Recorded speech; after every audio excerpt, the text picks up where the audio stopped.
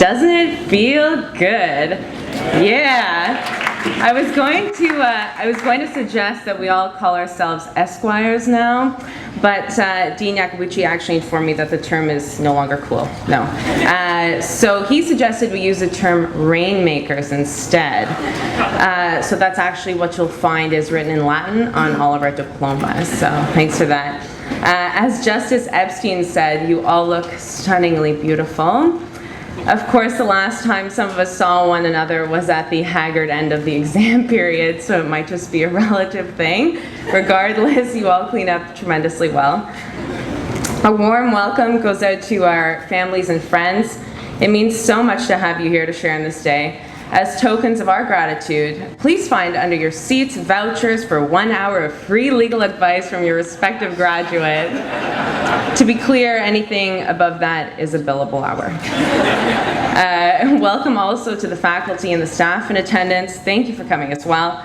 Now, underneath your seats, you'll find a stack of IOUs for $90,000 from each member of the graduating class. Go ahead and add it up. Every cent is accounted for. You're welcome. It really is so wonderful to be all together today. Thank you to everyone for attending, particularly to our classmates and our guests who made it from out of town. This day is really about a shared triumph, a triumph over the tyranny of Netflix. We stopped streaming at least long enough to get law degrees, and this is no small feat, ladies and gentlemen. A double congratulations goes out to the dual degree people here. As someone who's receiving a Juris Doctor Simpliciter, I am very impressed by all of you. Fellow classmates, we started from the bottom and now we are here. Sometimes I think we take for granted the learning and the growing we've done since September of first year. It was at that time that I wrote down a list of law school goals I wish to achieve. I have to admit, some of the goals went unfulfilled, such as publishing a paper, or learning to drink scotch, which I sadly still hate. But as I'm sure like most of you, there were other achievements that I couldn't have possibly anticipated. We had a very vague idea of what was in store for us or what we ourselves had the ability to accomplish. Do you remember what it was like being a 1L? Simpler time.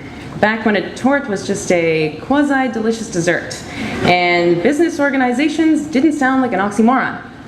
I remember in 1L being absolutely scandalized when we learned in criminal law that provocation is a partial defense to murder. Like, murder. However, after 3 years of dealing with our exam software, I can see it.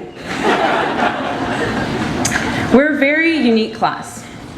We were the last to start our legal education in the old Flavel building before construction began, as well as the last cohort to endure a staggering 7 classes in our first year. Well, we succeeded, defeating the odds and crushing the dreaded administrative law in the process. They evicted us and changed the curriculum, but that didn't stop us.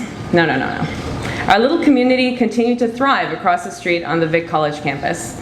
We had an unbelievable Students' Law Society that worked tirelessly for us. We were very lucky to have had such dynamic and selfless people running the show. Thanks, team.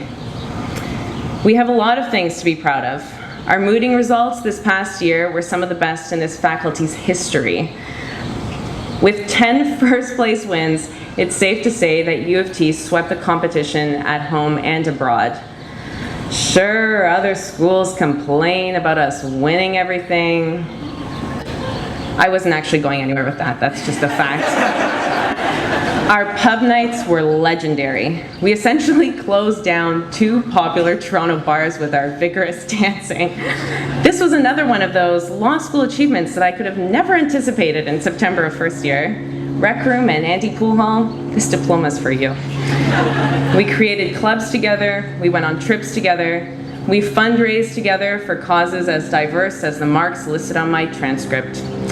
We raised the profile of UB, our local paper, making it the nation's most respected news source. We were peer mentors to other classes, to aspiring law students, to high schoolers, and to one another. The propensity of our classmates to help others out is something that always stood out to me. It made me very proud to be a U of T-er.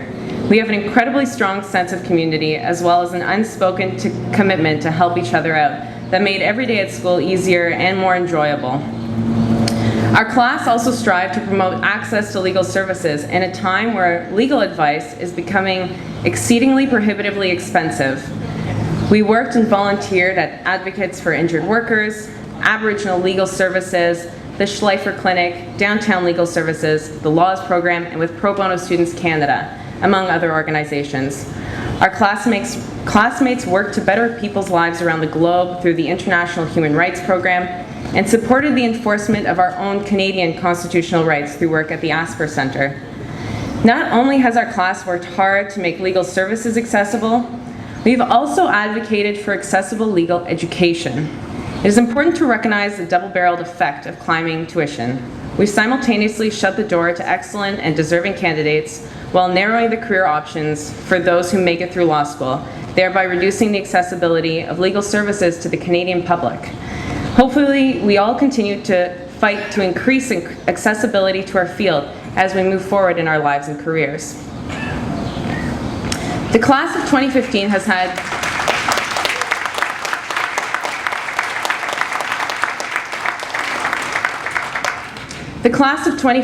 had quite the journey, but some of the people who were with us at the beginning are not here with us at the end.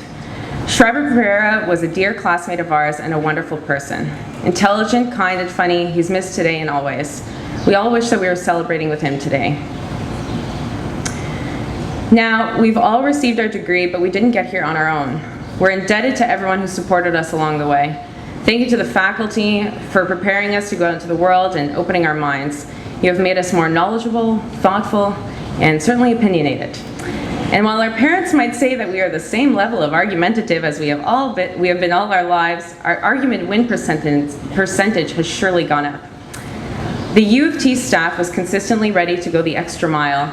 The Career Development Office, Financial Aid Office, and other administrators dealt with our meltdowns and crises with aplomb. Thank you also to our friendly librarians for your patience and for enduring our incessant McGill Guide questions. Also, I think one of the most magical moments of my entire life was Tim Hortons being delivered to the reading room at 4:30 a.m., mere hours before final paper deadlines. Thank you to our extended family and friends, and to the children out there whose parents are graduating today. You brought happiness to our lives, making the rough patches easier and the good times a real celebration. We are also forever grateful to our significant others for their love and support. Thank you for sticking by us and being there for us. You gave us strength when we most needed it, and we relied on you more than you could possibly know. Last, but certainly not least, we have to thank the parents in the crowd. Moms and dads, we couldn't have done it without you, and we love you very much. Thank you for everything. Now,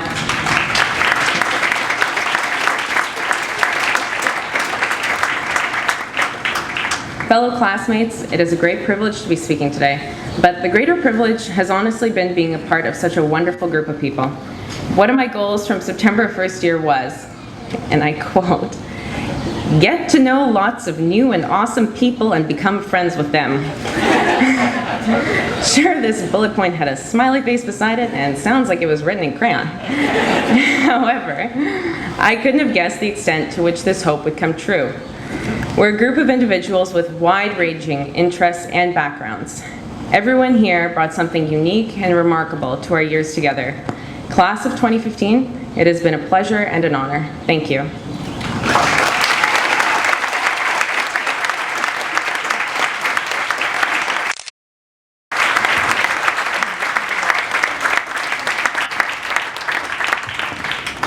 Thank you so much, Marita.